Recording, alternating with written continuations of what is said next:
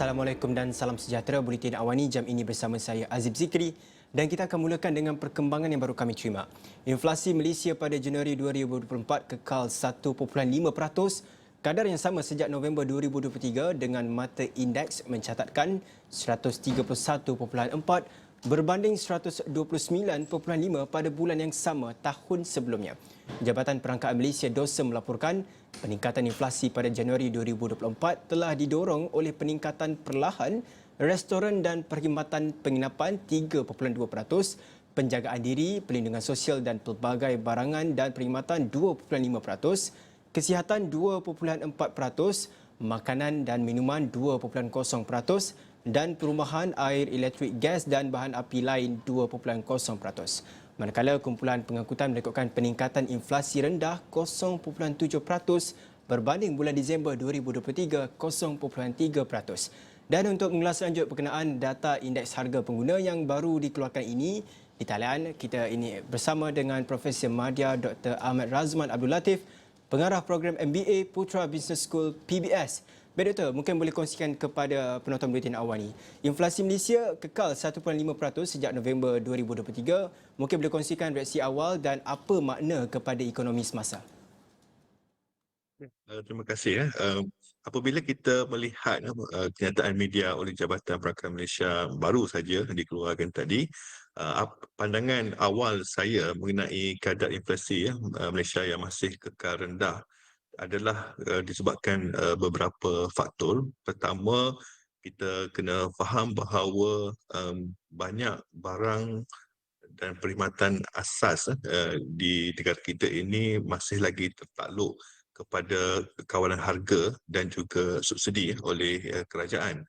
Oleh itu, ianya dijangka memang akan kekal rendah selagi kerajaan memastikan bahawa harga barangan-barangan asas tersebut masih lagi di bawah kawalan harga.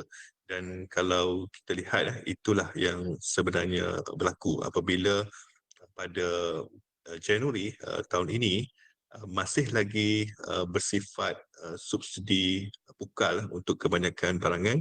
Kerajaan mengumumkan akan mula melaksanakan subsidi bersasar, tapi ianya belum lagi berlaku. Disebabkan itu, kalau kita tengok kebanyakan barangan yang di kawal harganya masih kekal.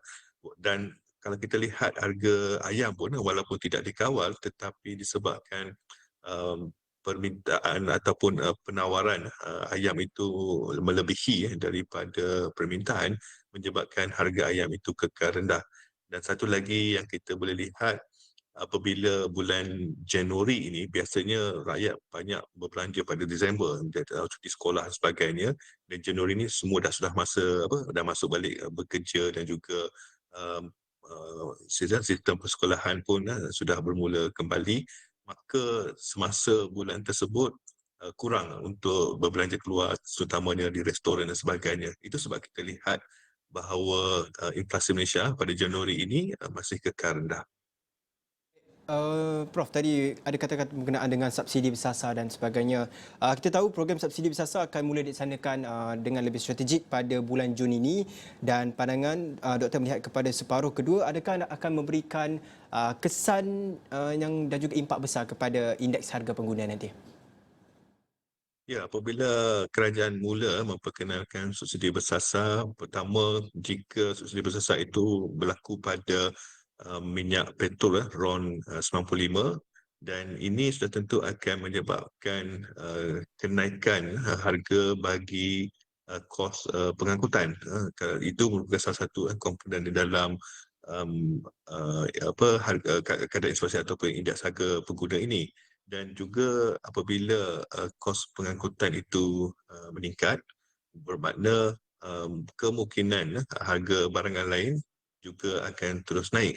Namun kita mahu lihat juga mekanisme subsidi bersasar itu, adakah ianya betul-betul drastik, sebagai contoh hanya sebahagian golongan sahaja yang boleh menikmati harga yang rendah pada ataupun tidak bergantung pada kuantiti yang digunakan, ataupun dia ada kata cap ataupun limit Bermakna sebagai contoh mungkin boleh menikmati harga subsidi untuk penggunaan pada jumlah tertentu saja. Selepas itu harga biasa.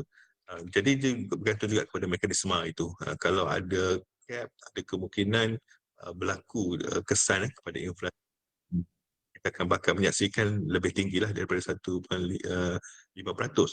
Dan juga kalau kita lihat baru ini harga ayam telah tidak ada kawalan, tetapi harga telur masih lagi dikawal. Itu juga boleh memainkan peranan kalau selepas ini pun tidak ada harga kawalan untuk telur. Dan kita lihat juga beras putih sekarang ni telah seragamkan harga untuk tempatan dan import. Ini masih bersifat harga kawalan. Dan kalau selepas ini ditambah baik penetapan harga itu kepada segi bersasar, kemungkinan ini juga akan memberi kesan kepada 5% ni dia akan lebih naik sedikitlah. Baik, bagaimana pula dari segi unjuran, kalau tadi dari bulan ke bulan, unjuran inflasi bagi suku pertama dan separuh pertama tahun ini, apa yang kita boleh jangkakan? Okey, kebiasaannya inflasi ini juga boleh dipengaruhi oleh pertumbuhan ekonomi ya. Bermakna apabila aktiviti ekonomi meningkat, permintaan juga akan meningkat dan ia akan menaikkan kadar inflasi. Dan kalau kita lihat unjuran pertumbuhan ekonomi kita pada tahun ini dijangka kekal meningkat sekitar 4 hingga 5%. Oleh itu, saya menjangkakan ianya akan meningkat kalau kita lihat negara-negara yang mengalami kadar inflasi rendah seperti China dan juga Thailand walaupun mereka mengalami deflasi, tetapi apa yang kerajaan mereka lakukan adalah untuk meningkatkan um, aktiviti ekonomi tersebut. Sama juga dengan Malaysia apabila kita mahu menyaksikan kemakmuran dari segi kualiti hidup rakyat dan sebagainya, maka sudah penting untuk meningkatkan aktiviti dan ini akan memberi kesan kepada inflasi. Cuma seperti yang saya sebut awal tadi, kadar inflasi kita juga boleh dipengaruhi oleh keputusan kerajaan untuk mengawal harga barang-barang asas tertentu.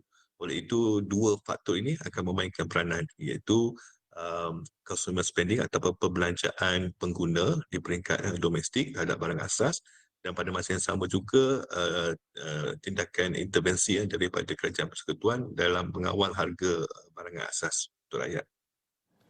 Baik, terima kasih banyak kepada Profesor Madya Dr. Ahmad Razman Abdul Latif, pengarah program MBA Putra Business School atas kesediaan memberikan sedikit reaksi berkenaan dengan kadar inflasi yang baru saja diumumkan. Kami di Buletin Awani akan membawakan perkembangan lebih lanjut berkenaan perkara ini di Buletin Awani yang berikutnya.